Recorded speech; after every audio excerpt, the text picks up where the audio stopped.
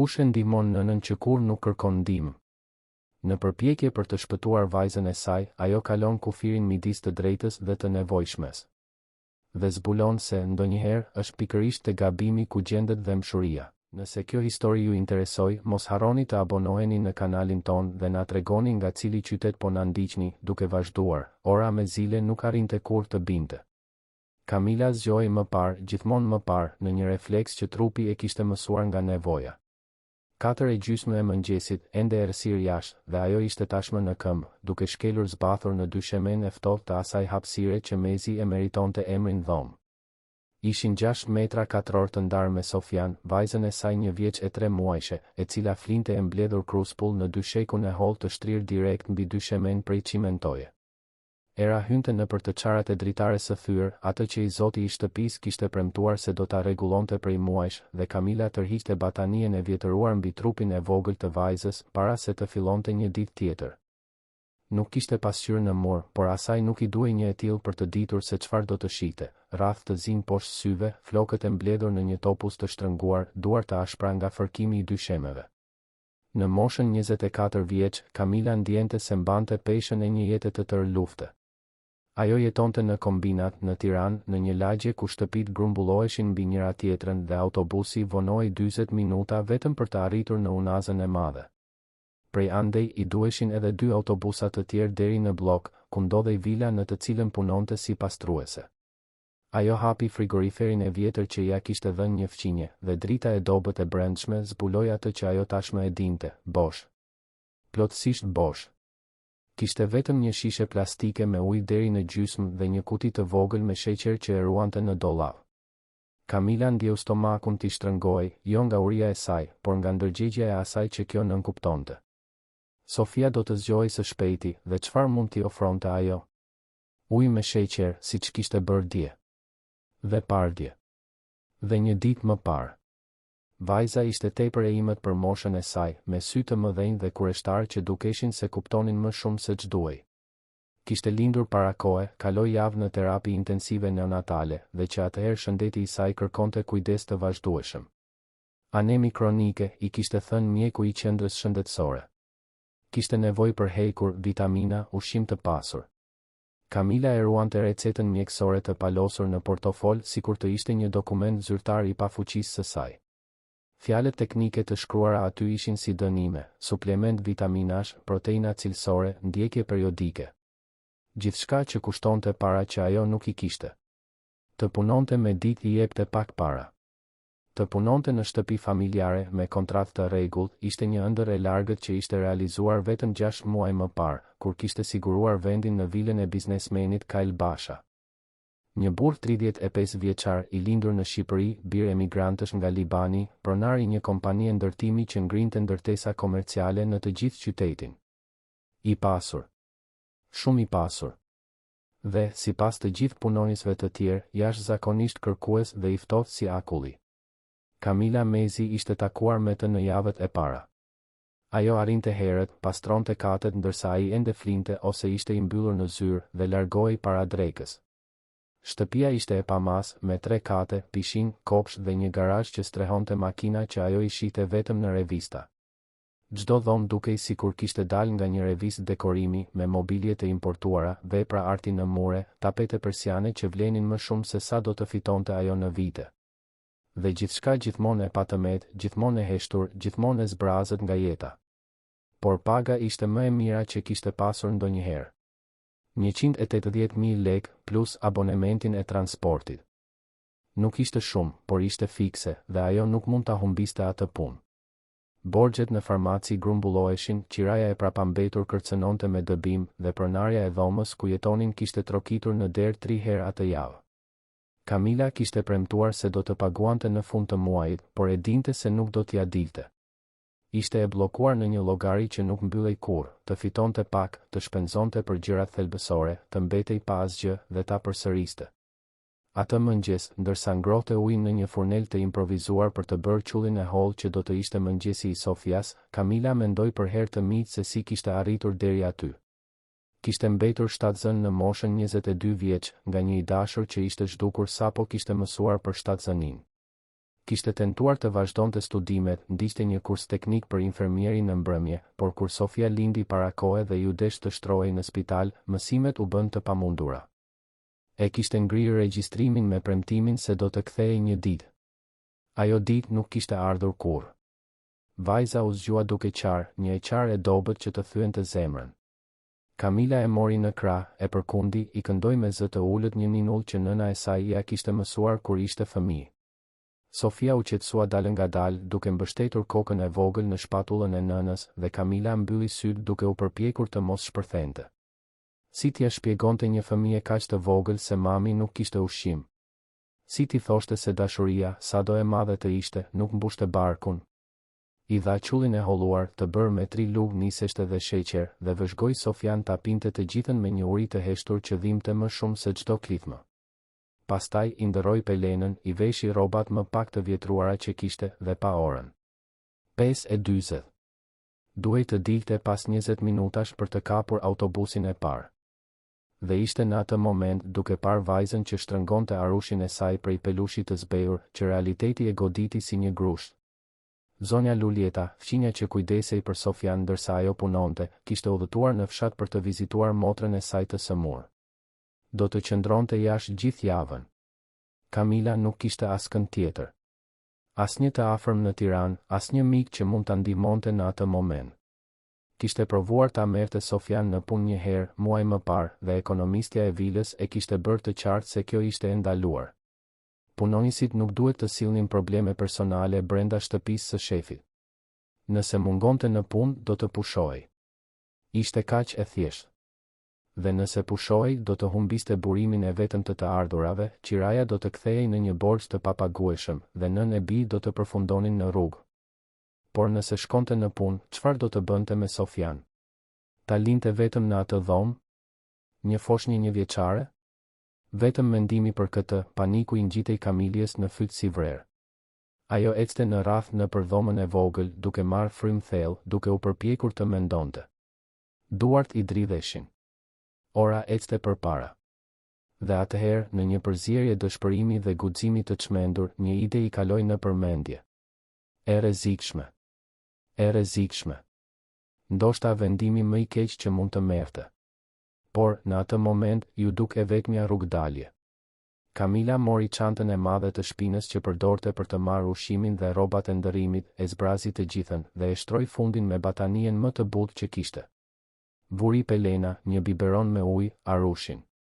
Dhe pastaj, me zemrën që i rrite fort në gjoks, mori Sofian në krah dhe e vendosi me kujdes brenda çantës, duke lënë pjesën e sipërme hapur që të mund të merrte frymë.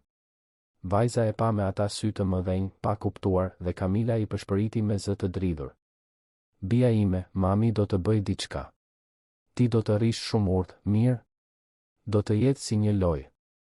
Ne do të shëtisim, dhe ti do të rish në vendin tënd të veçantë. I premton mamit se do të rish urtë? Sofia belbëzoi diçka të pakuptueshme dhe shtrëngoi arushin në gjoks. Kamila ja puthi ballin, mori frymë thellë dhe vuri çantën në shpinë. Pesha e vajzës ishte e lehtë, por faji ishte dërmues. Mbylli derën e dhomës, zbriti shkallët e ngushta të konviktit dhe doli në rrugën ende të errët të Tiranës. Udhëtimi me autobus ishte një torturë.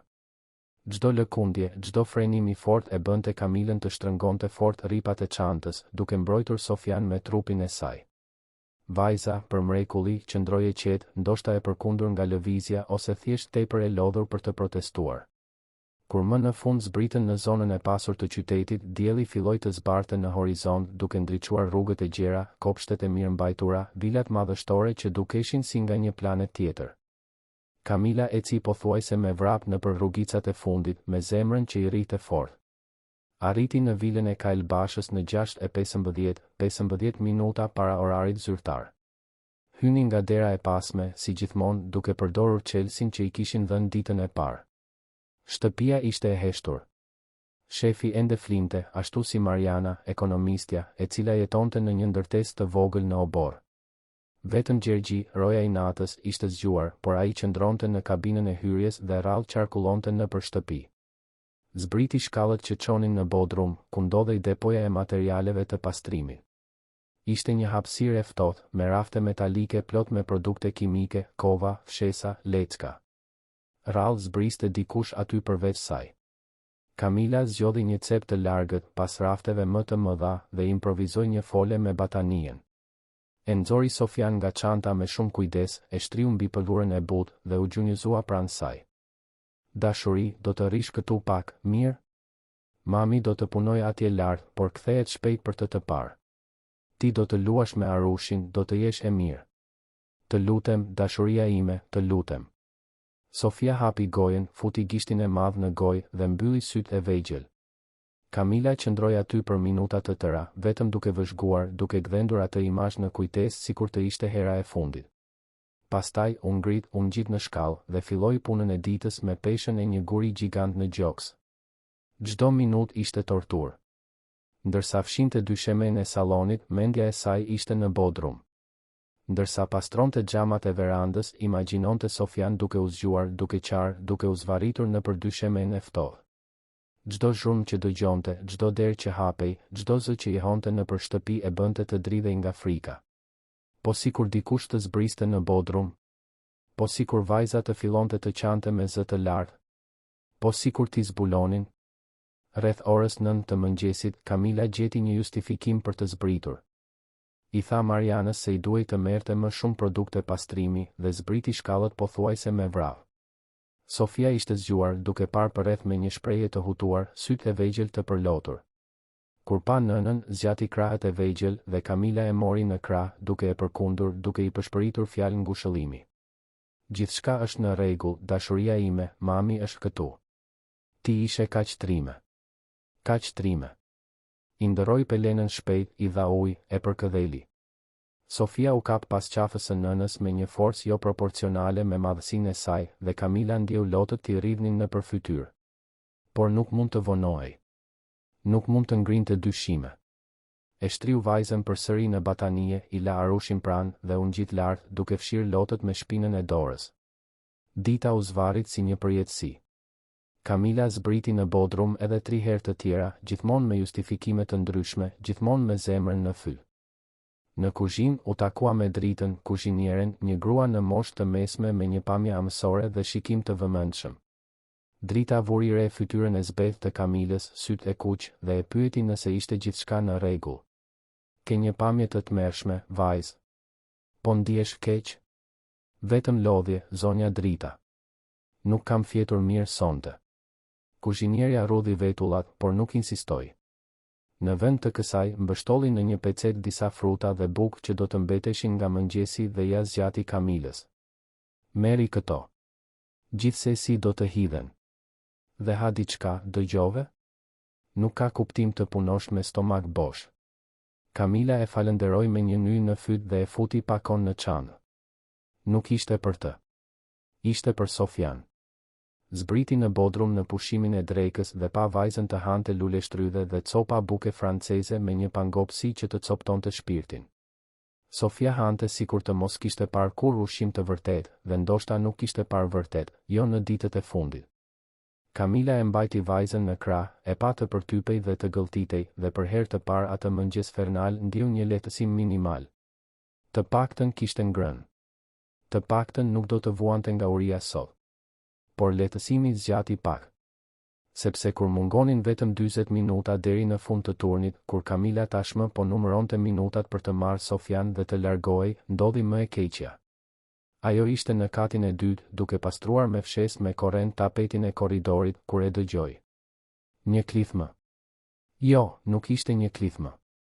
Ishte e qara e një fëmije. Një e qarë e mbret, e friksuar, që vinte nga poshtë. Kamila la fshesën me korrent në dysheme dhe vrapoi poshtë shkallëve, zemra gati sa nuk i shpërthente në kraharor. Kaloi pranë kuzhinës, injoroi shikimin e habitur të Dritës dhe zbriti shkallët e bodrumit duke u penguar.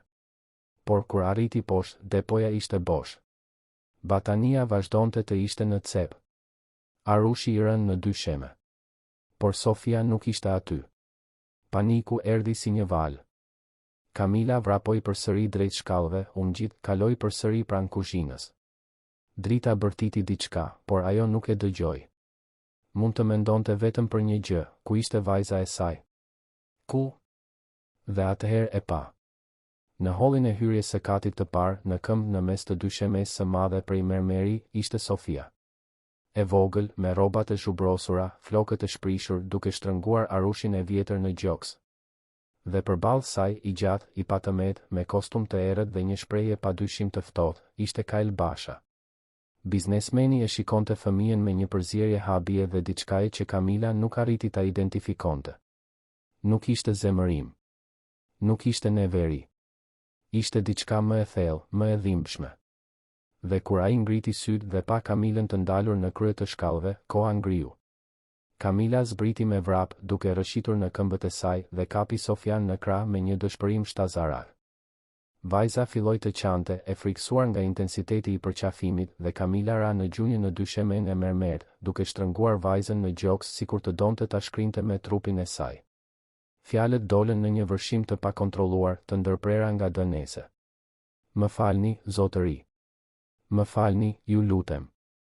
Nuk kisha zgjidhje, nuk dija çfarë të bëja, nuk mund ta lija vetëm, do të vdiste nga uria, nuk kam askënd, më duhej të punoja, nuk mund ta humbas këtë punë, më falni, ju lutem mos e lëndoni atë, më lëndoni mua.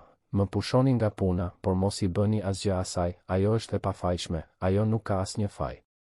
Lotët rridhnin pa kontroll, duke lagur fytyrën e Sofias, e cila qante gjithashtu, më shumë e friksuar nga dëshpërimi i nënës sesa nga çdo gjë tjetër. Kamila dridhej e tëra, duke pritur bërtitmën, qortimin, urdhrin për t'u larguar menjëherë. Prisnin poshtërim, përbuzje, ndoshta edhe që të thërrisnin policinë. Por ajo që erdhi ishte heshtja.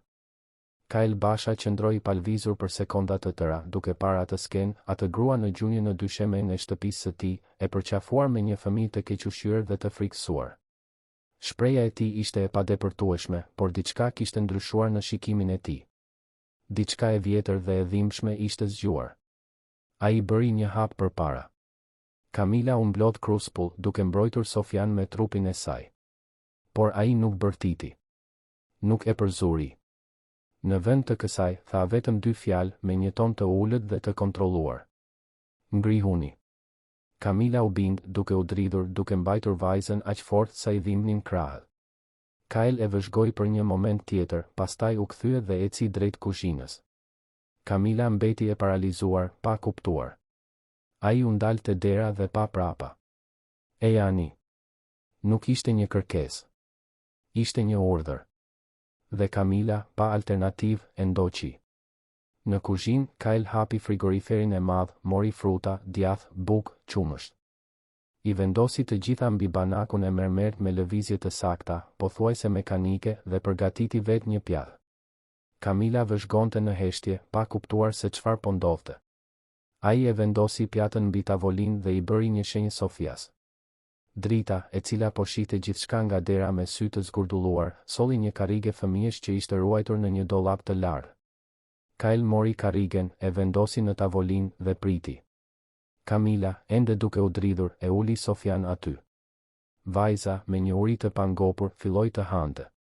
Merrte copa djathi, lule shtrydhe, banane, i fuste të gjitha në gojën e vogël me një urgjencë që denonconte ditë privimi. Kyle vëzhgonte në heshtje. Dhe pastaj, pa i hequr sytë nga fëmia, bëri pyetjen që do të ndryshonte gjithçka.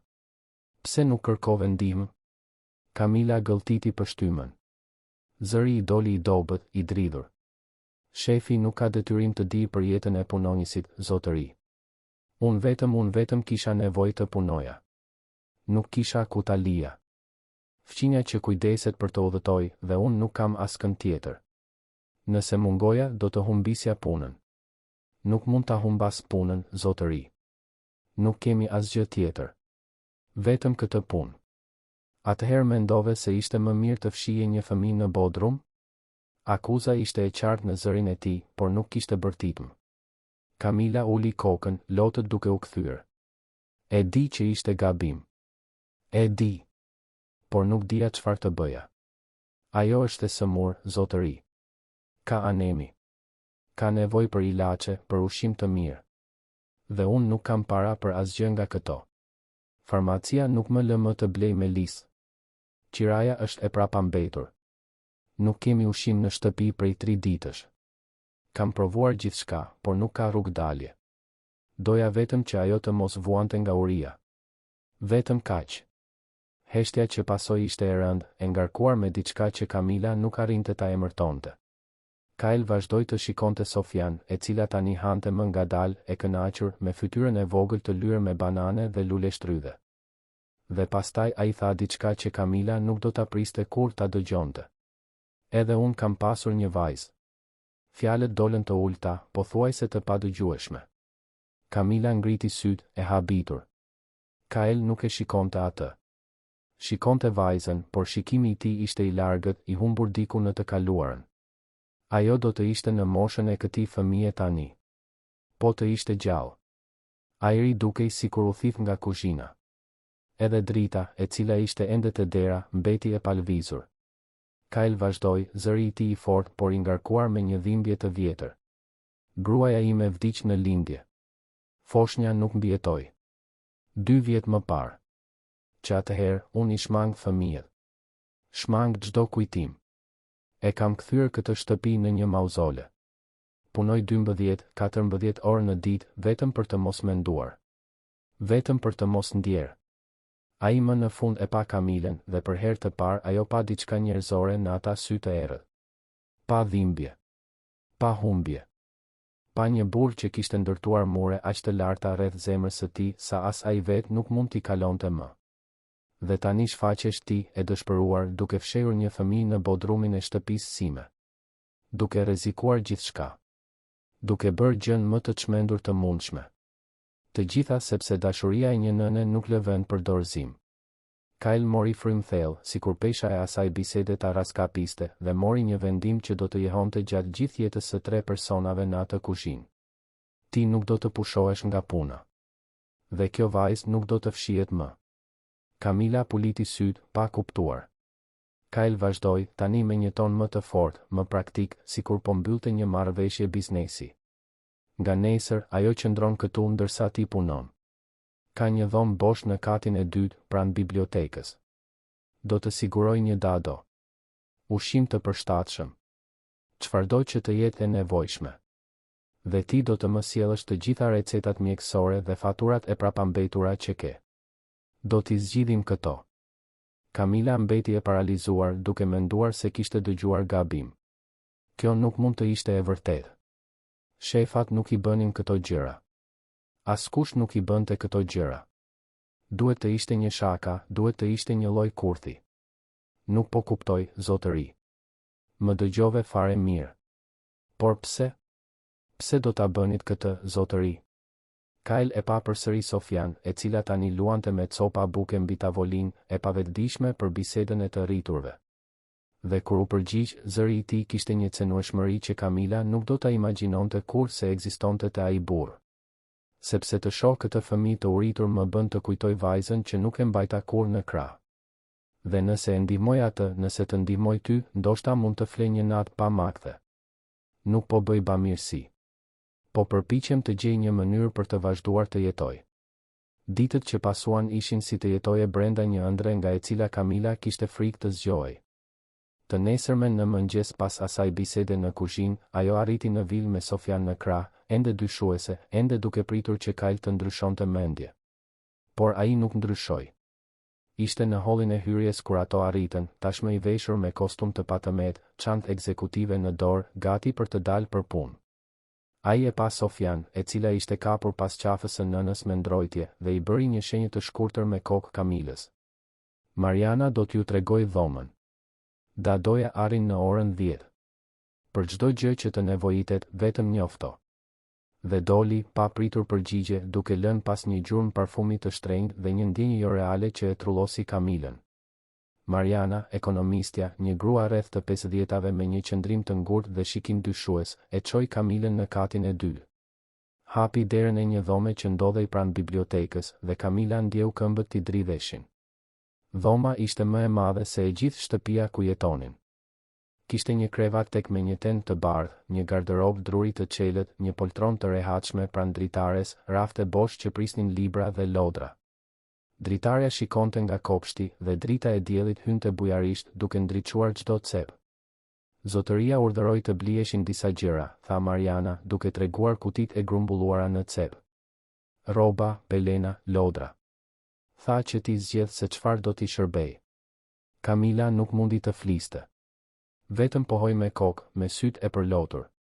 Mariana e vëzhgoi për një moment me një shprehje të paletëzueshme dhe pastaj tha diçka që tingëlloi pothuajse si një paralajmërim.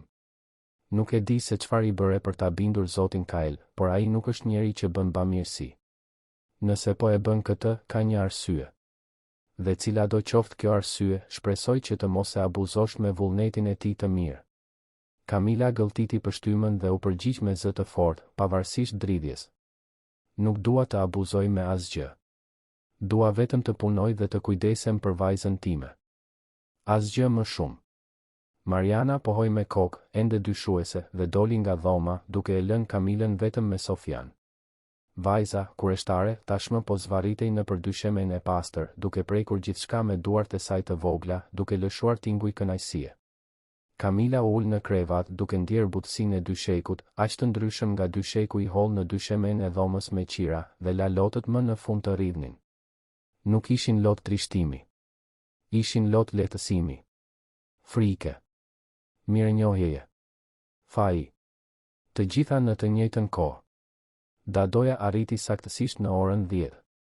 Ishte një vajzë rreth të 30-tave e quajtur Renata, me përvojë në kujdesin e fëmijëve dhe një mënyrë të ëmbël që e fitoi Sofian menjëherë. Kamila i dha udhëzime për rutinën e vajzës, për ilaçet që duhej të merrte, për preferencat dhe frikrat e saj. Renata dëgjoi gjithçka me vëmendje, duke shënuar në një blok të vogël, dhe e siguroi se do të kujdesej për Sofian sikur të ishte mbesa e saj. Qëndro e qetë. Mund të punosh pa merak. Ajo do të jetë në duar të sigurta.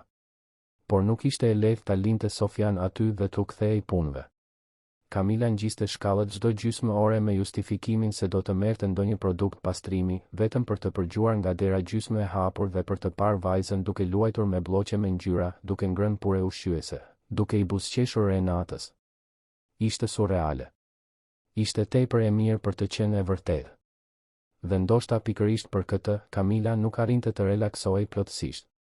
Prisnin që në çdo moment gjithçka të shembej. Që Kyle të tërhiqej. Që të zbulonte se kjo ishte një gabim, një tepri, një çmenduri. Por ditët kaluan dhe asgjë nga këto nuk ndodhi. Biznesmeni mbante distancë. Dilte herët, kthehej vonë, mbyllej në zyrë kur ishte në shtëpi. Kamila e shihte Kalimthi, gjithmonë serioz, gjithmonë i zhytur në dokumente dhe telefonata, duke ndërtuar biznese që ajo mezi mund t'i imagjinonte.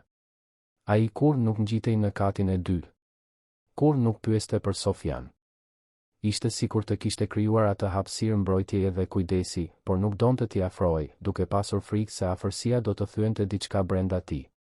Por drita, kuzhinierja, vinte re detaje që u shpëtonin të tjerëve. Vinte re se Kyle kishte filluar të linte shënime në kuzhinë me kërkesa specifike, të blinte më shumë fruta, të kishte gjithmonë kos natyral, të përgatiste pure të ndryshme. Vinte re se ai pyeste në mënyrë të dukshme të rastësishme, nëse fëmia kishte ngrënë mirë, nëse po shtonte peshë, nëse ilaçet po administroheshin siç duhet. Ai interesohet më shumë se sa tregon, i komentoi drita Kamilës një mëngjes, ndërsa përgatisnin kafen. Vetëm nuk e di ende se si të merret me këtë. Kamila nuk dinte çfarë të përgjigjej. Vetëm ndjente një mirënjohje të pamas të përzier me një shqetësim në rritje. Çfarë priste Kyle në këmbim? Do të kishte një kërkesë? Do të kishte një çmim për të paguar? Ishte një të enjte, pothuajse 3 javë pas asaj zbulimi në hall, që gjithçka filloi të ndryshonte vërtet. Kamila po mbyllte turnin duke ruajtur materialet e pastrimit në depon e bodrumit, atë bodrum ku kishte fshehur Sofian dhe që tani e mbushte me turp dhe pendim, kur dëgjoi hapa në shkallë. U kthye dhe pa Kylin duke zbritur, diçka e rrallë, pasi ai kur nuk e frekuentonte atë hapësirë. Ai u ndal në shkallën e fundit duke vëzhguar vendin dhe Kamila ndjeu fytyrën t'i digjej nga poshtërimi. Ai e dinte. E dinte se ajo e kishte fshehur vajzën aty, në atë vend të ftohtë dhe të errët, mes produkteve kimike dhe pa pastërtisë. Këtu ishte? Zëri i tij ishte i ulët, pa akuzë, vetëm konstatim. Kamila pohoi me kokë, e pa aftë të gjente fjalë. Kyle eci deri te cepi ku ajo kishte improvizuar djepin prej batanieje, u ul, preku dyshemen e ftohtë. Qëndroi aty për sekonda të tëra dhe kur u ngrit, kishte diçka ndryshe në fytyrën e tij. Diçka më pak të ashpër. Duhet të jesh tmerruar.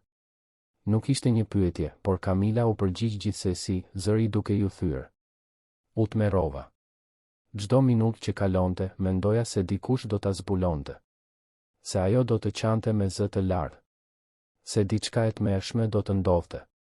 Por nuk kisha zgjidhje, zotëri. Betohem se nuk kisha. E di. Ai u kthye drejt shkallëve, por u ndal para se të ngjitej. Ke ngrënë darkë? Pyetja e kapi Kamilën të papërgatitur. Si, zotëri? Ti ke ngrënë darkë? Do të ha darkë në shtëpi, zotëri. Gënje më mirë. E di që nuk ke ushqim në shtëpinë tënde. Drita më tha se ti merr ushqim me vete çdo ditë, por kur nuk e ha. Gjithmonë e ruan për ta marrë me vete. Kamila ndjeu fytyrën ti nxehej nga turpi. Kyle vazhdoi me atë ton praktik dhe të drejtë për drejtë që përdorte për gjithçka. Nga sot ti do të hash darkë këtu para se të largohesh. Dhe do të marrësh ushqim për javën. Drita do ta përgatis. Nuk është favor, është pjesë e pagës.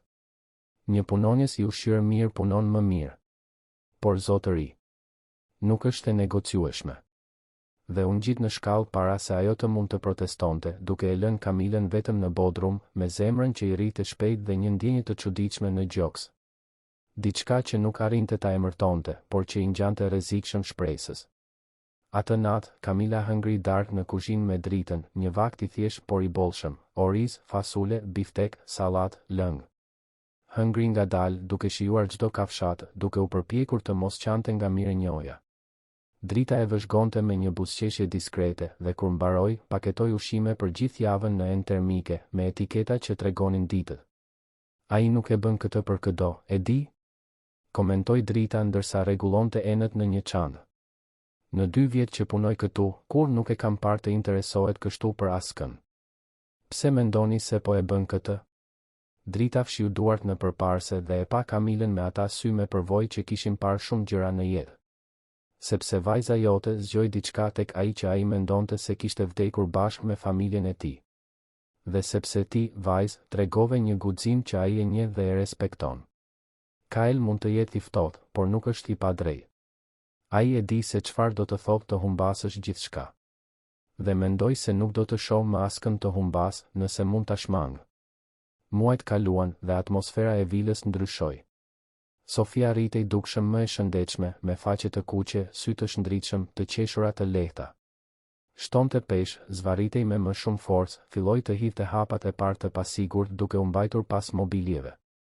Renata ishte e dashur dhe e përkushtuar, por megjithatë Sofia gjithmonë ndriçoi kur shihte nënën e saj, duke zgjatur krahët dhe duke bërtitur mama me një gëzim që i shkrinte zemrën Kamilës çdo ditë. Dhe Kyle, dalë ngadalë, filloi të afrohej. Në fillim, ishin vizita të shpejta dhe të largëta. Shfaqej te dera e dhomës, vëzhgonte nga larg Sofian duke luajtur dhe largohej. Pastaj filloi të hynte, të ulej në poltronën pranë dritares, të shihte vajzën duke grumbulluar bloqe dhe duke i rrëzuar të gjitha me të qeshura. Kur nuk e prekte, kur nuk ndërvepronte drejt për drejt, por ishte aty. I pranishëm. Ishte një pasdite të shtune, kur Kamila ishte pushim por kishte shkuar në vilë për të marrë ushqimet e javës, që dëshmoi diçka që ndryshoi gjithçka. U ngjit në katin e dytë për të marrë Sofian dhe për ta çuar në shtëpi për fundjavë, siç ishte rënë dakord, dhe gjeti derën e dhomës gjysmë të hapur. U afrua në heshtje dhe pa një skenë që e la të paralizuar.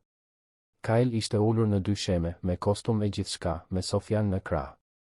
Vajza mbante një libër me figura, tregonte vizatimet dhe ai lexonte me zë të ulët, me atë theks të lehtë që denonconte origjinën libaneze të familjes.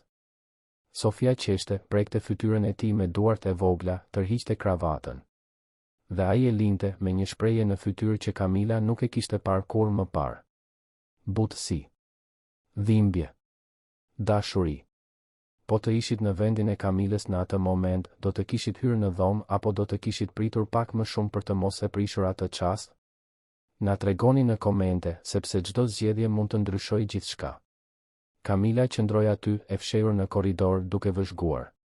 Kyle e mori Sofian në krah, u ngrit me kujdes dhe eci deri te dritarja. I tregoj kopshtin poshtë, zogjt, lulet. Sofia tregonte dhe belbëzonte, dhe ai përgjigjej sikur ajo vërtet fliste fjalë me kuptim.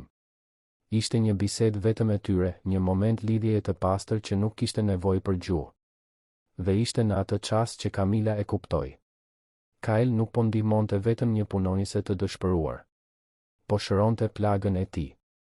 Po mësonte të ndjente përsëri, të hapej përsëri, përmes atij fëmije që nuk ishte i tij nga gjaku, por që kishte prekur diçka themelore në shpirtin e tij. Ajo trokiti lehtë në derë, duke njoftuar praninë e saj. Kyle u kthye dhe për një sekond dukej si një djalë i kapur duke bërë diçka të ndaluar. Por nuk kishte faj në shikimin e tij. Kishte vetëm atë cenueshmëri të re, të frikshme dhe të bukur në të njëjtën kohë. Erdha të marrë Sofian, tha Kamila me zë të ulët. Sigurisht. Ai ja dorëzoi vajzën në krahët e nënës, por jo pa i bërë më parë një përkëdhelje të shpejtë në kokën e saj. E vogla protestoi, duke dashur të qëndronte, dhe Kyle buzëqeshi. Ishte hera e parë që Kamila e pa të buzëqeshte vërtet. Nuk ishte një buzëqeshje e gjerë, por ishte e sinqertë dhe ja transformonte plotësisht fytyrën. Ajo mund të qëndroj pak më shumë, nëse dëshiron, ofroi Kamila, duke habitur veten. Kyle hezitoi, pastaj mohoi me kokë. Jo. Fundjava është e jotja. Ajo duhet të jetë me nënën e saj. Por të hënën do të kthehem ta vizitoj. Nëse nuk është bezdi. Kur nuk do të ishte bezdi, zotëri. Mjaft më thirre zotëri kur nuk jemi në një situatë formale. Emri im është Kyle. Kamila gëlltiti pështymën. Kishte diçka në atë kërkesë që shkonte shumë përtej mirësjelljes së thjeshtë. Ishte një ftesë për të kaluar një vit të padukshme, për ta transformuar atë marrëdhënie në diçka më njerëzore, më të afërt. Dhe kjo ishte e rrezikshme. Por ishte gjithashtu joshëse. Mirë. Kyle. Emri i doli i çuditshëm nga goja, tepër intim, por ai duke i kënaqur. I bëri me dorë Sofias, e cila ju përgjigj duke duar trokitur, dhe doli nga dhoma duke lënë një heshtje të ngarkuar me mundësi. Javët në vijim sollën një rutinë të re dhe befasuese. Kyle filloi të kthehej në shtëpi më herët, diçka që i tronditi të gjithë punonjësit. Ai që punonte deri vonë çdo ditë, që flinte në zyrë ndonjëherë, papritur ishte në shtëpi në orën 6 të pasdites, duke u ngjitur drejt në dhomën e Sofias. Kalonte një orë aty, duke luajtur, duke lexuar, duke biseduar në atë gjuhë të pakuptueshme që të rriturit përdorin me foshnjat dhe që në një farë mënyre ka kuptim të plotë. Kamila mbaronte punën dhe ngjitej për të marrë vajzën, dhe gjithmonë i gjente bashkë. Kyle duke i mësuar Sofias të grumbullonte kube. Sofia duke shkatëruar gjithçka dhe duke qeshur. Kyle duke bërë mimika dhe zëra qesharak.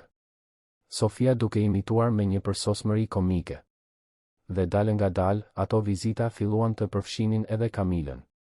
Ajo ulej në poltron, vëzhgonte, merrte pjesë kur ftohej. Dhe bisedonin. Për gjëra të vogla në fillim, gjëra të parëndësishme. Por më pas, për gjëra më të mëdha. Kyle tregonte për familjen libaneze, për rritjen mes dy kulturave, për presionin e trashëgimit të një perandorie të ndërtuar nga babai dhe gjyshi i tij. Kamila tregonte për fëmijërinë në fshat, për nënën që rriti 4 fëmijë vetëm pasi babai u largua, për ëndrrën për t'u bërë infermiere që mbeti rrugës. Mund t'i rifillosh rendi, tha Kyle në një nga këto biseda. Nëse dëshiron të kthehesh në studime, mund ta rregullojmë orarin tënd. Ose mund të mendojmë për turne të ndryshme. Kamila e pa, e habitur. Pse do ta bëje këtë? Sepse të shpërdorosh talentin është krim. Dhe sepse ti meriton më shumë se sa të kalosh jetën duke fërkuar dysheme, sa do mirë ta bësh këtë. Nuk kishte keqardhje në zërin e tij. Kishte respekt. Dhe kjo e preku Kamilën në një mënyrë që asnjë kompliment nuk e kishte prekur kurrë. Muajt kalonin dhe bashkë me ta diçka lulëzonte. Ishte delikate, pothuajse e padukshme, por ishte aty. Në shikimet që zgjasnin një sekond më shumë. Në duart që prekeshin kur merrnin Sofian në të njëjtën kohë. Në bisedat që zgjateshin natën pasi vajza flinte, kur Kamila duhej të ishte larguar por qëndronte, dhe Kyle duhej të ishte kthyer punës por mbetej. Një të premte mbrëma, me Sofian që tashmë flinte në dhomë, Kyle e ftoi Kamilën të pinin verë në verandë. Ajo hezitoi, e ndërgjegjshme për barierat që kjo përfaqësonte, por pranoi. U ulën në karriget e rehatshme, me pamje nga kopshti i ndriçuar, dhe biseduan për gjithçka dhe për asgjë. Ishte aty që Kyle tregoi detaje që nuk ja kishte zbuluar kur askujt. Për Leilën, gruan që kishte humbur. Për mënyrën se si ishin njohur në universitet, për planet që kishin bërë bashkë, për gëzimin e papërshkrueshëm kur zbuluan shtatzanin. Dhe për makthin e lindjes që shkoi keq, për orët e pafundme duke pritur lajme, për mjekun që dilte nga salla e operacionit me atë shprehje që thoshte gjithçka para çdo fjale. I humba të dyja në një ditë, tregoi me zë të mbytur. Gruan time dhe vajzën time. Kur nuk e mbajta vajzën në krah. Kur nuk e pash në sy. Ajo lindi, qau një herë dhe iku. Dhe Leila humbi shumë gjak, zemra nuk e përballoi. Në 6 orë, unë kisha një familje. Në 6 orë, nuk kisha më asgjë. Kamila ndjeu lotët t'i rrivnin në përfytyrë. Zgjati dorën, pa menduar, dhe ja mbajti atij. Kyle e shtrëngoi fort, sikur po mbahej për të mos u shkatëruar. U mbylla pas kësaj. E ktheva gjithçka në punë. Shmangia çdo gjë që më kujtonte atë që humba. Dhe pastaj u shfaqe ti me Sofian, e dëshpëruar, duke bërë gjën më të çmendur në botë për dashuri. Dhe ajo vajzë e vogël, me ata sy të mëdhenj dhe atë mënyrë të friksuar, zgjoi diçka tek unë që betohesha se ishte e vdekur. Ai e pa Kamilën, e pa vërtet, dhe ajo pa të vërtetën e zhveshur në ata sy të errët. Ti më ktheve në jetë, Kamila. Ti dhe ai fëmijë. Dhe nuk e di se çfarë të bëj me këtë. Kamila mori frym thellë, zemra i rrite në mënyrë të çrregull. E dinte se ishte në prag të diçkaje të madhe dhe të frikshme. Diçkaje që mund të ndryshonte gjithçka, për mirë ose për keq. Dhe edhe pse i dinte rreziqet, edhe pse ishte e ndërgjegjshme për barrierat sociale, për humnerën mes botëve të tyre, tha të vërtetën që i digjej në gjoks. Edhe ti na ndryshove jetën. Na shpëtove.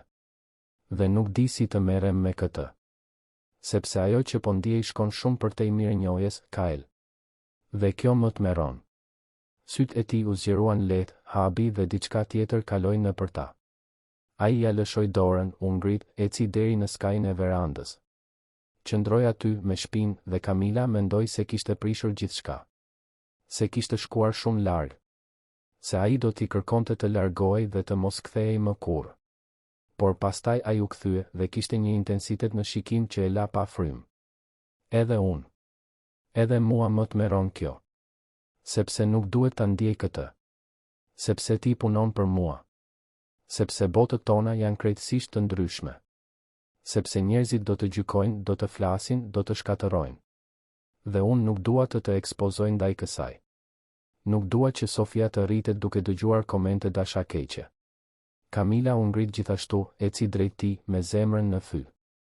Po sikur të mos na interesoj se çfarë do të thonë njerëzit. Nuk është kaq e thjeshtë. E di. Por nuk është as e pamundur. Mund të provojmë. Ose mund të kalojmë pjesën tjetër të jetës duke pyetur veten se çfarë mund të kishte qenë. Kyle e pa për sekonda të tëra, një betejë e dukshme po ndodhte pas atyre syve. Dhe pastaj, ngadalë, ngriti dorën dhe ja preku fytyrën me delikatesë, sikur ajo të ishte diçka e çmuar dhe e brish që mund të thyej në çdo moment. Je e sigurt? Sepse nëse e kalojmë këtë vijë, nuk ka kthim prapa. Dhe unë nuk dua të lëndoj. Ke kaluar shumë gjëra. Lëndohemi edhe nëse nuk provojmë, përshpëriti Kamila. Dhe ishte ajo që mbylli distancën, që u ngrit në majë të gishtave, që e puthi atë burr që i kishte shpëtuar vajzën dhe që, pa e kuptuar, e kishte shpëtuar edhe atë. Puthja ishte e butë në fillim, hezituese, sikur të dy kishin frikë se ishte gabim. Por pastaj u thellua, e ngarkuar me gjithë tensionin e akumuluar, me të gjitha ndjenjat e shtypura, me gjithë nevojën e zhveshur për lidhje që të dy mbanin. Kur u ndan, të dy ishin pa frym, me sytë që shkëlqenin.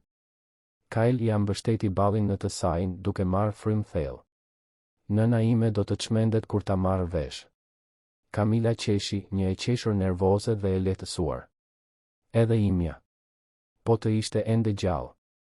Ata qëndruan aty, të përqafuar nën qiellin me yje të Tiranës, ndërsa brenda Sofia flinte e qetë, e pavetdijshme për revolucionin që sapo kishte ndodhur në jetën e të rriturve që donte. Dhe për herë të parë pas shumë kohësh, të dy ndjenë se ndoshta, vetëm ndoshta, e ardhmja mund të ishte diçka e mirë. Diçka për të cilën ia vlente të luftoje për ta mbrojtur. Por ajo që asnjëri prej tyre nuk e dinte ende ishte se të luftoje do të ishte pikërisht ajo që do t'u duhej të bënin, sepse jo të gjithë do të ishin të lumtur me atë dashuri të pamundur. Dhe stuhit, kur të vinin, do të ishin më të dhunshme se sa mund ta imagjinonte kushto. Javët që pasuan atë puthje ishin më intensive të jetës së Kamilës. Ishte si të jetoje në dy botë njëkohësisht, bota reale, ku ajo ishte ende pastruesja që pastronte dyshemet e mermerta dhe lustronte mobiljet e shtrenjta, dhe një botë paralele, sekrete, ku ishte gruaja që Kyle e shikonte me ata sy plot dëshirë dhe butësi, ku puthej me një pasion që e bënte të harronte gjithçka, ku trajtohej si e barabartë, si e çmuar, si thelbësore. Ata kishin kujdes. Shumë kujdes. Para punonjësve të tjerë mbanin formalitetin. Kamila vazhdonte ta thërriste zoti Kyle gjatë orarit të punës dhe ai e trajtonte me të njëjtën mirësjellje të largët si gjithmonë. Por natën, kur shtëpia heshte dhe Sofia flinte, takoheshin në verandë, ose në bibliotekë, ose në kopshtin e ndriçuar vetëm nga hëna. Bisedonin me orë të tëra, duke zbuluar tek njëri tjetri shtresa që askush tjetër nuk i shite. Puteshin si adoleshentë të fshehur, qeshnin me shaka të brendshme, bënin plane të përshpëritura për një të ardhme që dukej njëkohësisht e afërt dhe e pamundur. Kyle ishte ndryshe në këto momente. Biznesmeni i ftohtë dhe llogaritës zhdukej, duke i lënë vend një burri që fliste për ëndra të vjetra, për frikën se nuk do të ishte kurrë më i lumtur, për fajin se po tradhtonte kujtimin e Leilës duke u dashuruar përsëri. Kamila e dëgjonte, i mbante duart dhe i thoshte fjalët që ai kishte nevojë të dëgjonte, se të dashuroje përsëri nuk ishte tradhti, se Leila do të donte ta shite të lumtur, se ai meritonte një shans të dytë. Dhe Kamila gjithashtu hapej. Tregonte për netët kur shtrihej në dyshekun e holl në dysheme dhe qante në heshtje, me frikë se mos zgjonte Sofian, me frikë nga e ardhmja, me frikë se nuk ishte mjaft e fortë. Tregonte për turpin që kishte ndjer kur kishte fshehur vajzën në bodrum, një turp që ende e ndiqte në makthe. Dhe Kyle e tërhiqte afër, i aputhte ballin dhe betoi se ato ditë vuajtjeje kishin mbaruar, se kurrë më nuk do t'i duhej të kalonte diçka të ngjashme. Sofia, e pavetdijshme për ndjenjat komplekse të rriturve, lulëzonte. Me 2 vjet të mbushura, vajza ishte një shpërthim energjie dhe kureshtjeje. Vraponte nëpër korridoret e vilës, luante në kopsht në nënvështrimin e vëmendshëm të Renatës, mësonte fjalë të reja çdo ditë. Dhe kishte 2 idhuj absolut, mama dhe Kyle, siç e shqiptonte emrin e tij, e paaft ende të godiste tingullin e saktë. Sa herë që e shite të vinte, vraponte me krahët e hapur duke bërtitur emrin e tij, dhe Kyle e merrte në krah dhe rrotullohej me të derisa nxirrnin të qeshura të forta që e mbushnin shtëpinë me jetë. Ishte aq e përsosur sa Kamila e dinte, thellë brenda vetes, se nuk mund të zgjaste. Përsosmëria e tillë gjithmonë kërkonte çmimin e saj.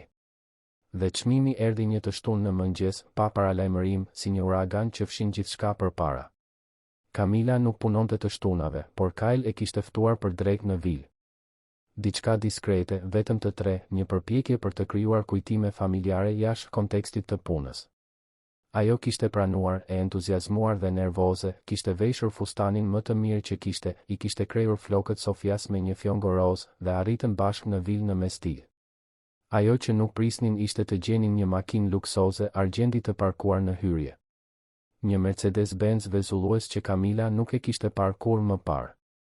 Kyle ishte në hol dhe shpreha në fytyrën e tij kur i pa të vinin ishte panik i pastër. Nëna ime erdhi pa lajmëruar, përshpëriti ai shpejt. Nuk pata kohë t'ju njoftoj. Ajo është në sallonin e ndenjes. Kamila ndjeu gjakun t'i ngri. Kishin rënë dakord t'i tregonin familjes së Kylit në kohën e duhur, kur të ishin më të sigurt për marrëdhënien, kur të mund ta prezantonin situatën me qetësi dhe strukturë. Por tani matriarkja ishte aty, pa lajmëruar, dhe Kamila ishte veshur si e ftuar, jo si punonjëse, me Sofian pranë. Ishte e pamundur të fshihej. Kyle mori frym thellë, drejtoi shpatullat dhe ja mbajti dorën Kamilës fort. Eja, le t'i japim fund kësaj një herë e mirë. Ata hynë në sallonin e ndenjes dhe Kamila pa për herë të parë Fatime Bashën.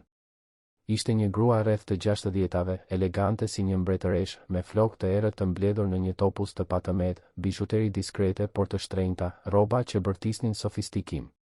Ishte ulur në divanin prej lëkure bejsh, duke pirë çaj në një filxhan porcelani, dhe kur ngriti syt për të parë se kush po hynte, fytyra e saj u transformua në një maskë shoku dhe pastaj ftohtësie absolute. Kyle, kush janë këta njerëz? Zëri ishte i kontrolluar, por përbuzja ishte aty, mezi e fshehur. Kyle nuk ja lëshoi dorën Camilës. Përkundrazi, e shtrëngoi më fort.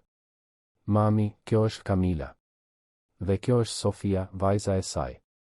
Ato janë të rëndësishme për mua. Shumë të rëndësishme. Fatime e vendosi filxhanin e çajit përsëri në pjatës me një lëvizje të saktë, syt duke e përshkuar Camilën nga kokat e këmbët, duke e vlerësuar, gjykuar, dënuar. E rëndësishme. E kuptoj. Dhe kjo vajzë, kjo Camila, punon këtu? Ajo punon, po. Por kjo nuk e përcakton se kush është ajo, mami. Ah, jo. Dhe çfarë e përcakton atëherë? Fakti që arriti të përfitoj nga cenueshmëria jote emocionale? Të përdor një fëmijë për të zgjuar keqardhjen dhe ndjenjen tënde të fajit? Kyle bëri një hap përpara, zëri duke ju ngritur. Kujdes se çfarë thua. Camila nuk ka përfituar nga asgjë. Ajo është një nga njerëzit më të rima dhe më të denjë që kam njohur ndonjëherë. Fatime u ngrit, i gjithë qëndrimi i saj rrezatonte autoritet dhe indinjad. Trimëri? Dinjitet? Kyle, zgjohu. Ti po manipulohesh. Kjo grua pa një mundësi dhe e kapi. Gratë si kjo gjithmonë e bëjnë këtë. Synojnë burra të cenueshëm, të pasur dhe përdorin gjithçka që kanë për të ngjitur në jetë. Fjalët ishin thika dhe secila prej tyre e godiste Camilën në shenjë. Ajo donte të vraponte, donte të zhdukej, donte të mos kishte hyrë kurrë në atë dhomë. Sofia, duke ndjerë tensionin, filloi të ankohej, duke fshehur fytyrën në këmbët e nënës. Camila e mori në krah, duke u përpjekur ta mbronte nga ajo armiqësi që mbushte ajrin. Mami, ti nuk e njeh historinë e saj. Nuk e di se çfarë ka kaluar. Fatime qeshi, një e qeshur e hidhur dhe mizore. Nuk kam nevojë ta di. Historia është gjithmonë e njëjta. Grua e varfër, fëmijë i sëmur, një burr i pasur që ajo mund ta përdorë si shkallë. Mendon se je i pari? Mendon se je i veçantë? Kjo është taktika më e vjetër në botë, biri im. Lotët filluan t'i rridhnin nëpër fytyrë Camilës, por ajo nuk tha asgjë. Nuk mundej. Turpi ishte shumë i madh, ndryshimi i botëve shumë i madh. Kyle u përpoq të pozicionohej mes nënës dhe Camilës, por Fatime nuk ndalonte. Dhe ti, Kyle. Ti si mund ta çnderosh kujtimin e Leilës kështu? Ajo ishte gruaja jote. Nëna e vajzës tënde. Një grua familjare e arsimuar nga rrethi ynë shoqëror. Dhe ti e zëvendëson me një pastruese? Një shërbëtore? Askush nuk po zëvendëson askën. Unë e kam dashur Leilën. Gjithmonë do ta dua. Por ajo iku, mami. Kanë kaluar 2 vjet. Dhe unë meritoj të jemi lumtur përsëri. Me të? Fatime tregoi Camilën sikur të ishte diçka e ndyrë. Çfarë do të thotë familja? Çfarë do të mendojnë ortakët? Çfarë do t'i bëj kjo reputacionit të kompanisë, emrit Basha? Do ta hedhësh gjithçka në plera për shkak të një aventure? Nuk është aventurë. Unë e dua atë, mami. Dhe e dua edhe atë fëmijë. Heshtja që pasoi ishte shurdhuese.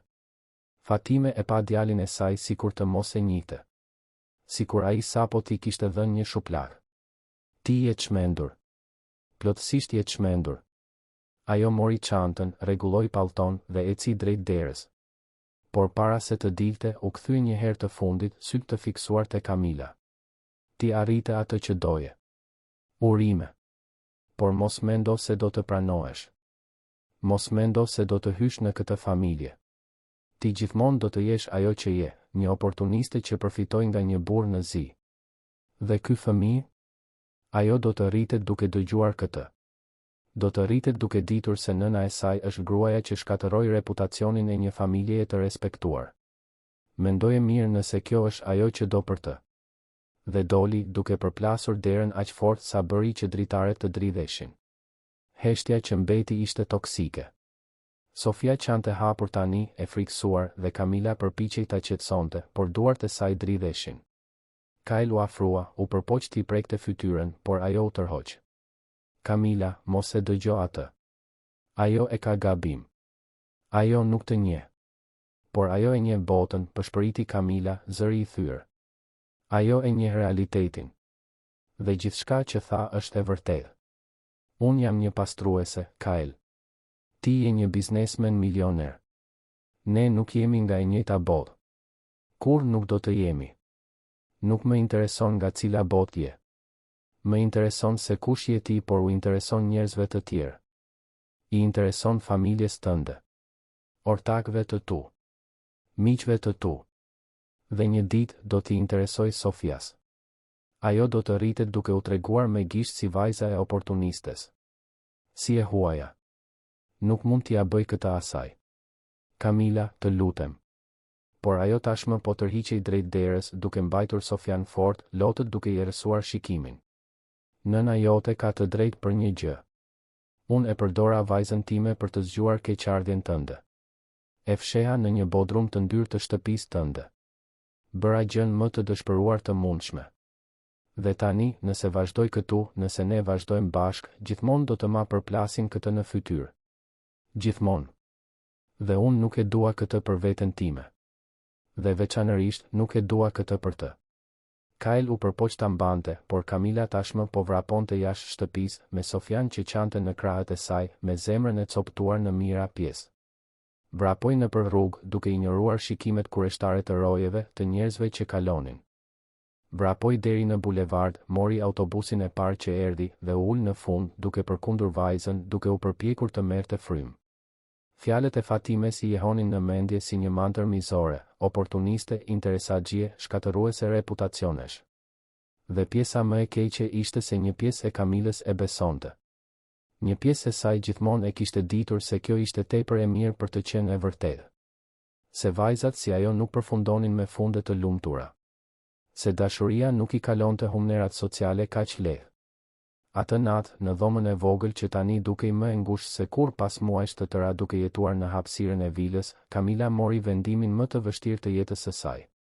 Nuk do të kthehej në vilën Basha. Do të jepte dorëheqjen.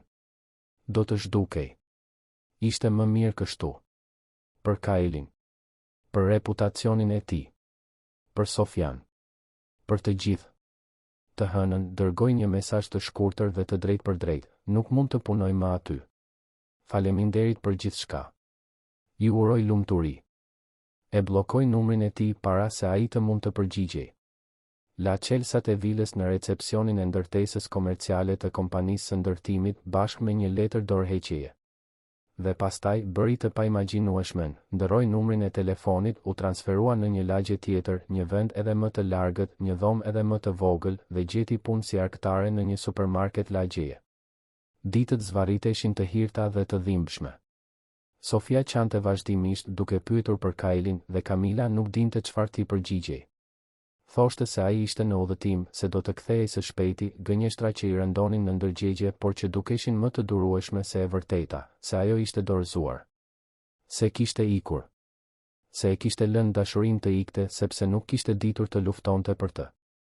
Puna në supermarket ishte raskapitse dhe e paguar keq. Qëndronte 8 orë në këmbë në ark, duke kaluar blerjet, duke u buzëqeshur mekanikisht klientëve, duke u kthyer në shtëpi me këmbë të ënjtura dhe shpirt të zbrazët. Sofia qëndronte në një stol të vogël pranë saj gjatë turneve, e qetë, duke vizatuar në një fletore të vjetër, duke qenë fëmia i sjellshëm që askush nuk duhet të jetë. Menaxherja ankohej ndonjëherë, thoshte se aty nuk ishte kopsht, por Kamila i lutej, ofroi të bënte orë shtesë dhe arrinte ta mbante vajzën afër. Javët u kthyen në muaj. Kamila humbiste peshë, rrathët e zinj u kthyen, trishtimi u instalua si një mysafir i përhershëm. Edhe Sofia kishte ndryshuar. Ishte më e heshtur, më e tërhequr, sikur të kishte humbur diçka themelore dhe nuk dinte si ta rikuperonte. Natën, vajza flinte e kapur pas arushit të vjetër dhe përshpëriste Kyle në gjumë, dhe Kamila qante në errësirë, duke vënë në dyshim të gjitha vendimet që kishte marrë. Ndërkohë, në vilën e heshtur të bllokut, Kyle shndërrohej në një hije të vetvetes. Kishte punësuar hetues, kishte kërkuar kudo, por Kamila ishte zhdukur si tym. Kishte ndërruar adresë, telefon, punë. Nuk kishte lënë gjurmë. Dhe ai, i mësuar të zgjidhte gjithçka me para dhe ndikim, për herë të parë në jetë e pa veten plotësisht të pafuqishëm. Dhoma e Sofias mbetej e paprekur. Lodrat në raft, librat me përralla në tavolinën e vogël, batania roz në krevat. Kyle ndonjëherë hynte aty dhe qëndronte në mes të dhomës, duke u përpjekur të kuptonte se si gjithçka u shemb kaq shpejt. Si e la nënën e tij të shkatëronte të vetmen gjë të mirë që kishte ndërtuar pas tragjedisë. Pati një bisedë të tensionuar me Fatimen, ku për herë të parë në jetë ngriti zërin ndaj saj, duke e akuzuar se i kishte shkatëruar shansin për lumturi. Fatime, e palëkundur, tha se kishte bërë atë që ishte më e mira për familjen. Se ai do ta falenderonte një ditë. Por Kyle e dinte se kur nuk do ta falenderonte. E dinte se ajo plag nuk do të shërohej kurrë. Ishte një pasdite e shiut të enjten, 3 muaj pas ndarjes, që fati më në fund ndryshoi. Kyle ishte në zyrë kur Mariana, ekonomistja, trokiti në derë me një shprehje të çuditshme në fytyrë. Zoti Kyle, unë nuk e di nëse duhet ta them këtë. Por mendoj se do të donit ta dinit. Ai ngriti syt nga dokumentet, një shpresë e çmendur duke u ndezur në gjoks. Është për Kamilën? Mariana pohoi me kokë, hezituese. Takova një shoqe të saj nga lagja e vjetër. Ajo tha se e pa Kamilën duke punuar në një supermarket në pjesën veriore të qytetit. Supermarket Besniku, në rrugën 5 Maji. Mendoj se është në Ark. Kyle u ngrit aq shpejt sa karrigja gati u përmbys. Je e sigurt? Jam. Gruaja e njohu. Tha se ishte me një fëmijë të vogël pranë. Për herë të parë në muaj, Kyle ndjeu se mund të merrte frym përsëri. E falenderoi Marianën, mori çelsat e makinës dhe doli nga vila pa parë prapa. Udhëtoi nëpër qytetin e shiut me zemrën që i rrite shpejt, duart të shtrënguara në timon, duke provuar në mendje se çfarë do të thoshte, si do ta binte Kamilën të kthehej, t'u jepte një shans atyre. E gjeti supermarketin lehtë. Ishte një dyqan i thjesht lagjeje, me reklama ofertash në vitrina dhe lëvizje të vazhdueshme klientësh. Hyni, kostumi i tij i holl duke kontrastuar në mënyrë flagrante me ambientin modest dhe kërkoi arkat. Dhe atëherë e pa. Ishte në arkën 4, duke kaluar blerjet e një zonje të moshuar, fytyra e lodhur, flokët të mbledhur në një bisht të thjeshtë. Më e dobët, me rrath të zinj të thellë, por ishte ende ajo. Dhe pranë arkës, ulur në një stol plastik, ishte Sofia. Më e madhe, me flokë më të gjatë, duke vizatuar në heshtje në një fletore të vjetëruar. Kyle ndjeu gjoksin t'i shtrëngoi. Mori disa sende të rastësishme nga raftet, i vuri në një shport dhe hyri në radhën e arkës 4. Pritit radhën e tij, zemra i rrite aq fort sa ishte i sigurt se ajo do ta dëgjonte edhe nga larg. Kur më në fund i erdhi radha, vendosi produktet mbi shirit dhe priti. Kamila as nuk i ngriti syt në fillim, vetëm filloi të kalonte artikujt mekanikisht. Por kur arriti te produkti i fundit, kur do të shpallte vlerën totale, ajo ngriti syt për të falënderuar klientin. Dhe ngriu. Sytë e saj u zgjeruan, fytyra i u zbe, dhe për një moment Kyle mendoi se ajo do të humbiste ndjenjat. Sofia, e cila deri atëherë ishte e shpërqendruar me vizatimin, pa për të parë se çfarë i kishte tërhequr vëmendjen nënës. Dhe bërtiti. Kyle. Vajza u hodh nga stoli dhe vrapoi drejt tij, krahët e vegjël të shtrirë, dhe Kyle u gjunjëzua dhe e mori në krah, duke shtrënguar atë trup të vogël në gjoks sikur të donte të shkrihej me të. Sofia qante dhe qeshte në të njëjtën kohë, duke i mbajtur fytyrën me duart e vogla, duke e prekur sikur të kishte nevojë të konfirmonte se ai ishte i vërtetë. Ti u ktheve. Ti u ktheve, Kyle. E dija. I thash mamit se do të ktheheshe. Radha pas Kylit filloi të formohej, njerëzit ankoheshin për vonesën, por atij nuk i interesonte. Kishte sy vetëm për Sofian dhe për Kamilën, e cila mbetej e paralizuar pas arkës, lotët duke i rrjedhur në heshtje nëpër fytyrë. Menaxherja u shfaq duke pyetur për vonesën dhe Kyle thjesht ia dorëzoi Sofian në krahët e Kamilës dhe tha me zë të larë. Më duhet të flas me të. Tani. Ju lutem. Menaxherja, e hutuar nga situata, me atë burr me kostum të shtrenjtë që mbante një fëmijë duke qarë dhe një punonjëse në lot, vetëm pohoi me kokë. Kamila mori Sofian, doli nga pas arkës dhe ndoqi Kylin jashtë supermarketit, nën shikimet kurioztare të punonjësve dhe klientëve. Në trotuar, nën shiun që tani ishte vetëm një vesë e hollë, qëndruan përballë njëri tjetrit. Sofia në krahët e nënës, ende duke mbajtur dorën e Kailit duke refuzuar ta lëshonte. Pse ike? Zëri I tij ishte I ngjirur, I ngarkuar me dhimbje. Pse nuk luftove? Sepse nëna jote kishte të drejtë, pëshpëriti Kamila. Unë nuk jam nga bota jote. Kur nuk do të jem. Dhe Sofia do të vuante për shkak të kësaj. Do të rritej duke qenë e huaja. Atëherë preferove që ajo të rritej pa mua? Pa të vetmen figura atërore që nje? Mendon se kjo është më mirë? Kamila dëneste duke përqafuar vajzën fort. Nuk dija çfarë të bëja. Doja vetëm t'ju mbroja të dyve. Të mbroja ty nga poshtërimi. Të mbroja atë nga komentet. Kyle bëri një hap përpara, fytyra e tij afër të sajës. Unë nuk kam nevojë për mbrojtje, Kamila. Kam nevojë për ty dhe për Sofian. 2 muajt e fundit kanë qenë një ferë. Të jetosh në atë shtëpi pa ju është si të jetosh në një varr. Zgjohesha çdo ditë duke shpresuar se do të shfaqeshe. Se do të ktheheshe. Se do të më jepje edhe një shans. Por familja jote. Dreqi e marrë familjen time. Dreqi I marrë të gjithë. Unë ju zgjedh juve. Sot, nesër, gjithmonë. Vetëm më lejo të ta provoj këtë. Kamila e pa në sy, pa të vërtetën e zhveshur aty, dhimbjen, dashurinë, vendosmërinë. Dhe për herë të parë që nga ajo mëngjesi I tmerrshëm në vil, ndjeu se ndoshta, vetëm ndoshta, dashuria mund të ishte më e fortë se frika. Sofia, duke kuptuar se ai ishte një moment I rëndësishëm, I mbajti fytyrat e të dyve me duart e vogla dhe I bashkoi ballët e tyre, sikur të donte t'i ngjiste bashkë. Mos ik më, Kyle. Premto. Ai qeshi, lotët më në fund duke I shpërthyer. Premtoj, princesh. Kur më? Dhe aty, në trotuarin e një supermarketi lagjeje, në nënvesën e Holt të Tiranës, 3 njerëz të coptuar filluan të bashkoheshin përsëri, pjesë-pjesë, duke rindërtuar atë që dhimbja dhe frika kishin shkatëruar. Sepse dashuria e vërtet nuk dorëzohet. Dashuria e vërtet lufton. Dhe ndonjëherë, lufta më e rëndësishme është ajo kundër frikërave dhe pasigurive të tua.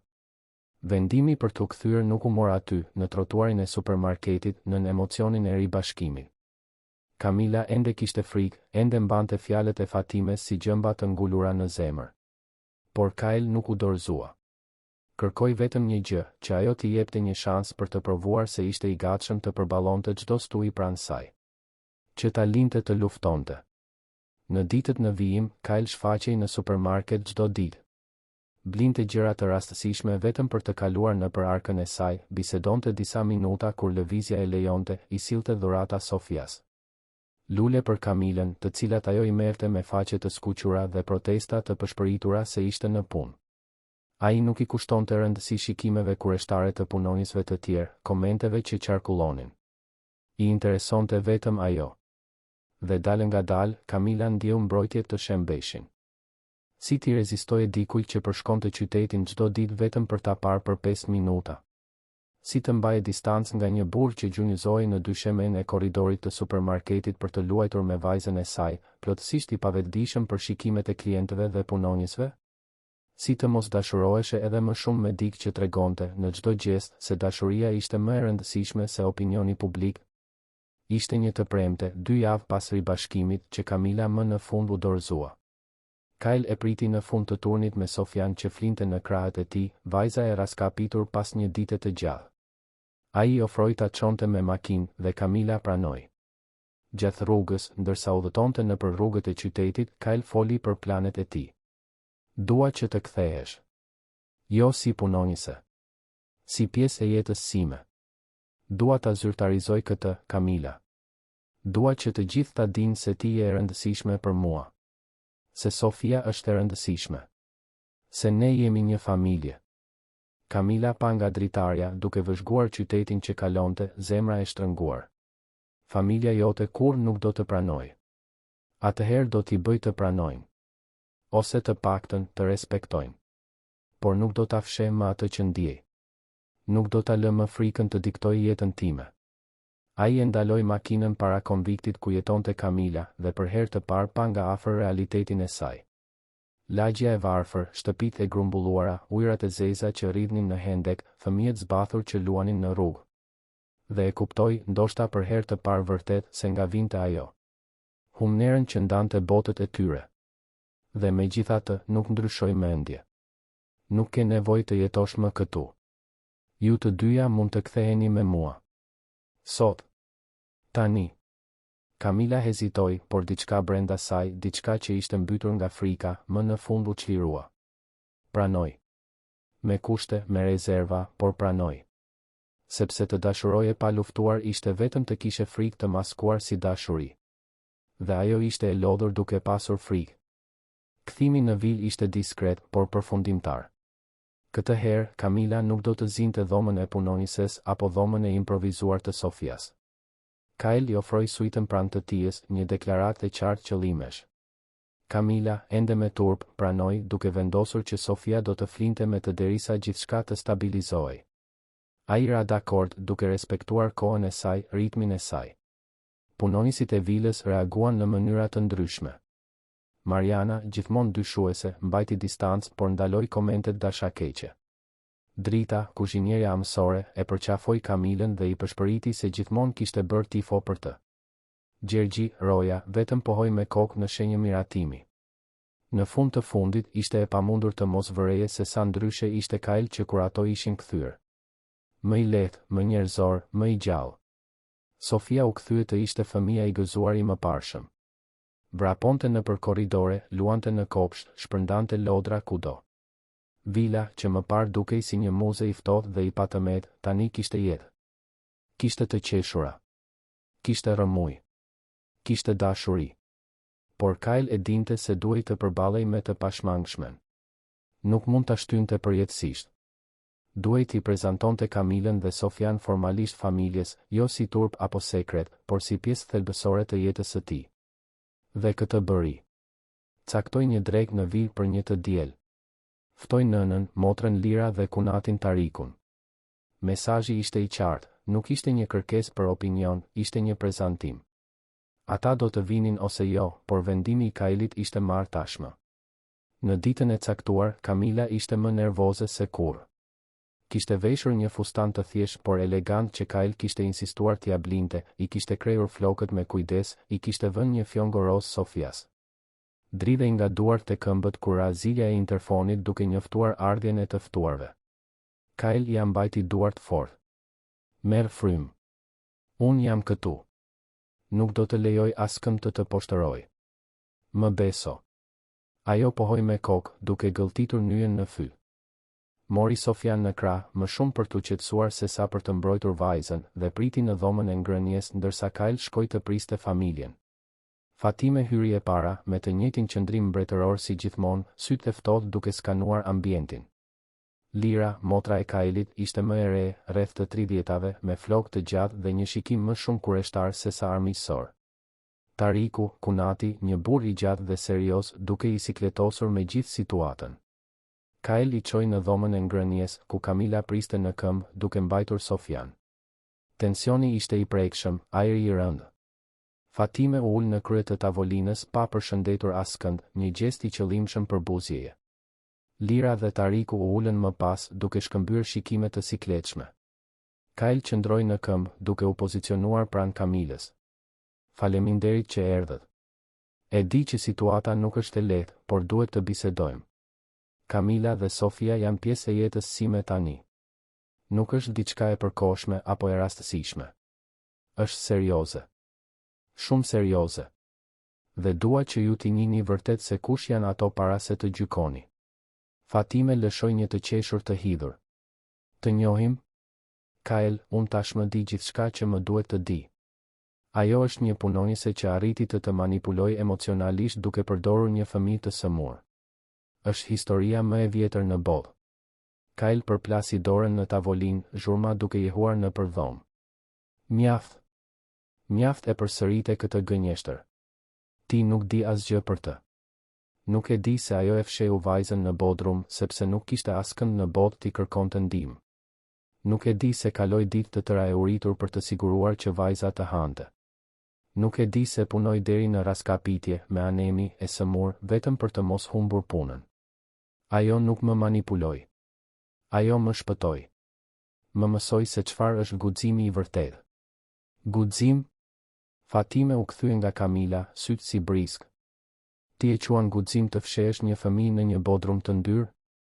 Të rrezikosh jetën e saj? Ta përdorësh si karem për të arritur atë që doje? Fjalët ishin helm dhe Kamila ndjeu lotët t'i digjnin në sy.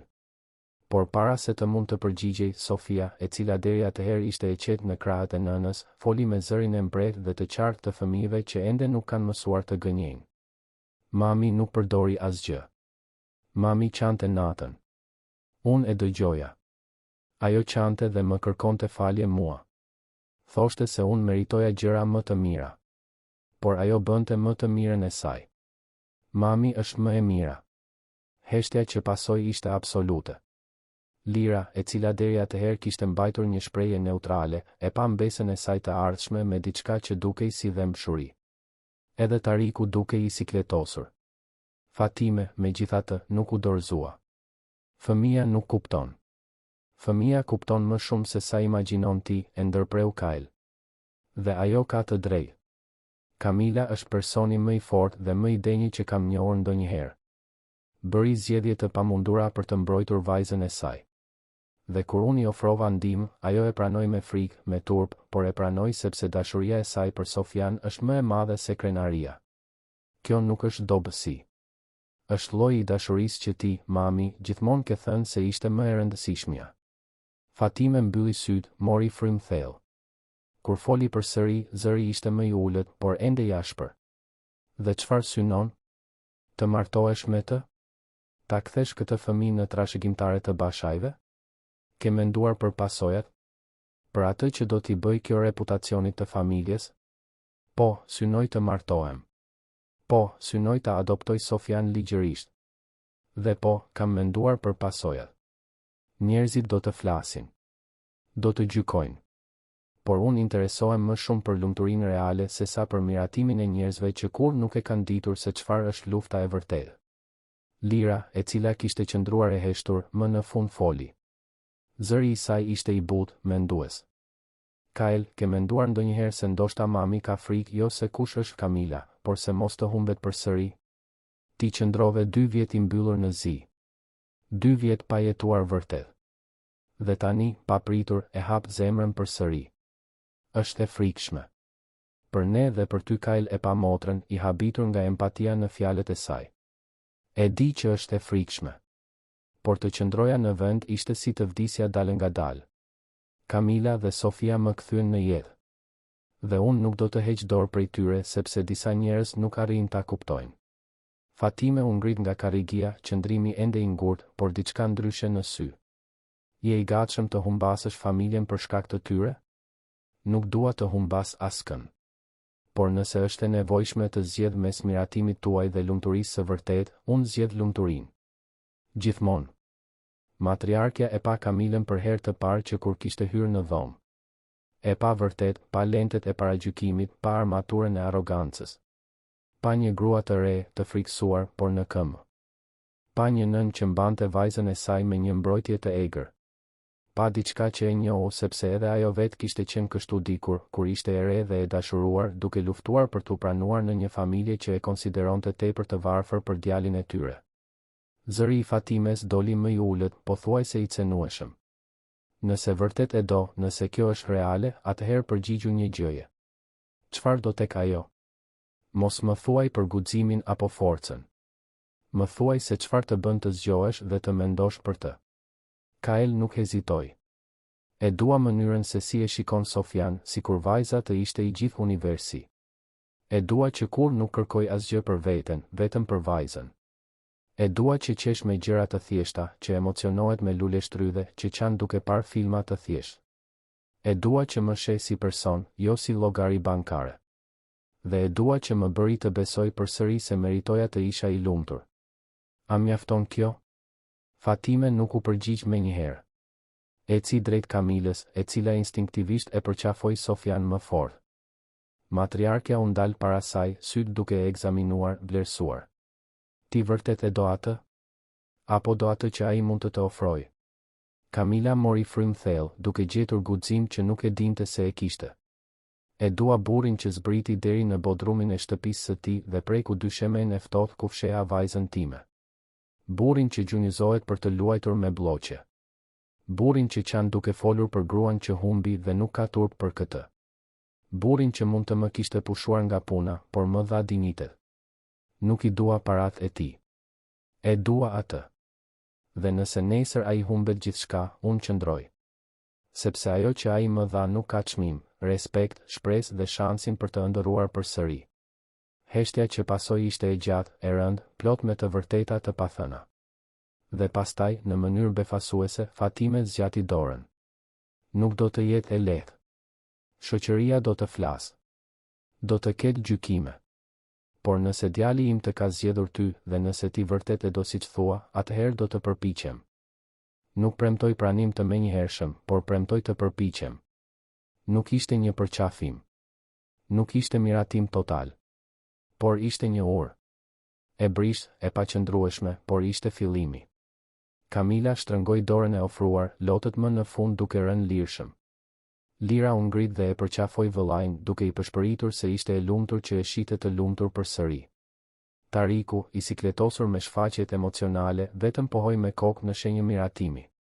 Dhe Sofia, e pavetëdijshme për kompleksitetet e të rriturve, u hodh nga krahët e nënës dhe shkoi te Fatime, duke i zgjatur një lule plastike që e nxori nga xhepi. Për ty që të mos jesh e mërzitur. Fatime e mori lulen me gishta të dridhur, e pa atë fëmijë të vogël me sy të mëdhenj dhe për herë të parë në muaj buzëqeshi. Një buzëqeshje e vogël, por e vërtetë. Dreka që pasoi ishte ende e tensionuar, plot me heshtje të sikletshme dhe biseda të detyruara. Por ishte një fillim. Dhe ndonjëherë, fillimet e papërsosura janë të vetmet të mundshme. Muajt në vijim ishin të ndërtimit. Kamila, me nxitjen e Kailit, rifilloi studimet për infermieri. Ndiqte mësimet natën, ndërsa Renata kujdesej për Sofian.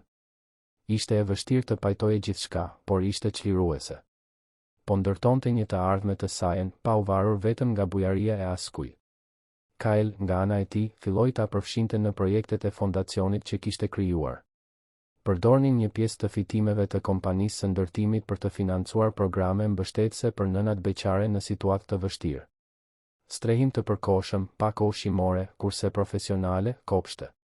Kamila drejtonte veprimet duke përdorur historinë e saj si karburant për të ndihmuar gra të tjera. Dhe zbulonte në proces se dhimbja e jetuar mund të transformohej në qëllim.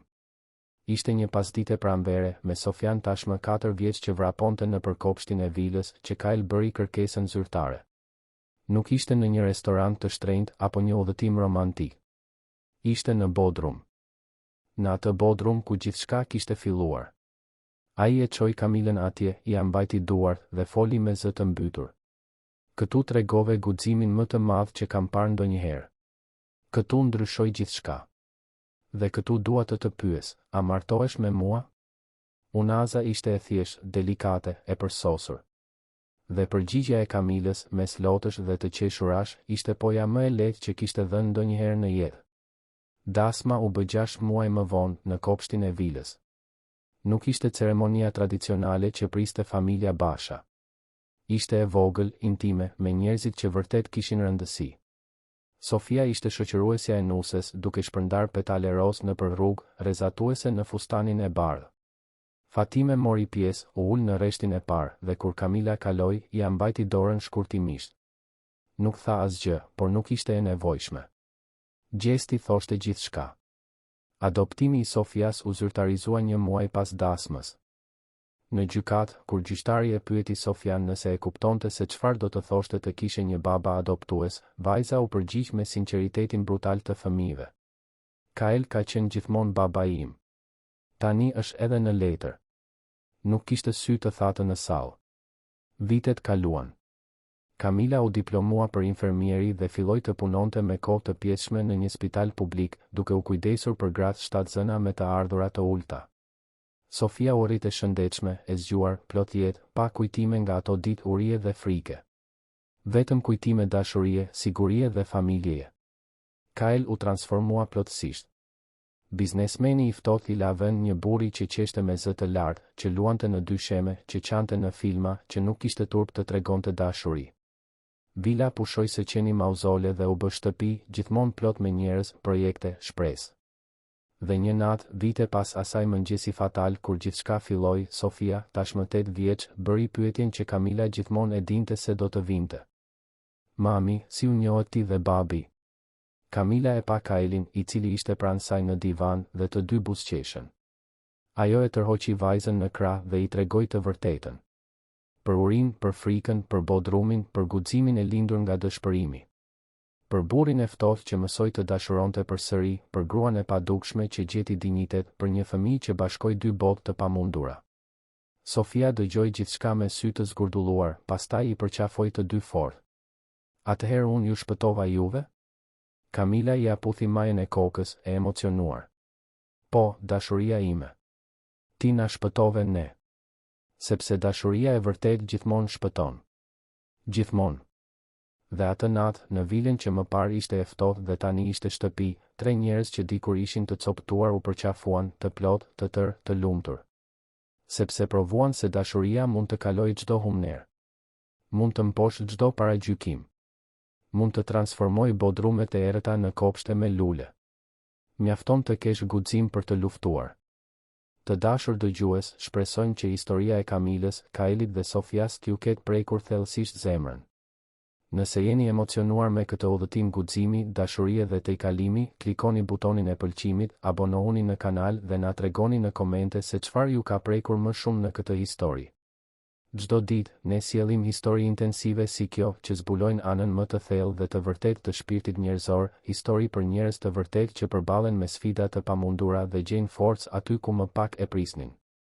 Ju presim në episodin e ardhshëm, sepse gjithmonë ka një histori të re që pret të prek jetën tuaj.